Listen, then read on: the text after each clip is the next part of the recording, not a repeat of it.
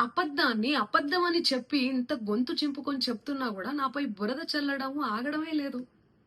అందుకే ప్రతి చేతిలో ఉన్న మొబైల్‌కు, రిమోట్‌కు నా మొర చెప్పుకుంటున్నాను. చట్టాన్ని గౌరవించే పౌరురాలిగా బాధితులకు న్యాయం జరిగేందుకు, దర్యాప్తు అధికారులకు సహకరించేందుకు నేను సిద్ధంగా ఉన్నానని మీకు విజ్ఞప్తి చేసుకుంటున్నాను. మంగ్లీ ఎలాంటి తప్పు చేయలేదు, చేయదు కూడా. ఈ మైక్రో ఫైనాన్స్ కేసు చీటింగ్ కంపెనీకి డబ్బులు వసూలు చేసిన వివాదంలో నాకు ఎలాంటి సంబంధం కూడా లేదు. మధు నాయక్‌ను మా కమ్యూనిటీ ప్రోగ్రాంలో భాగంగా నన్ను, నా తమ్ముడు శివను కలిసిన మాట వాస్తవమే.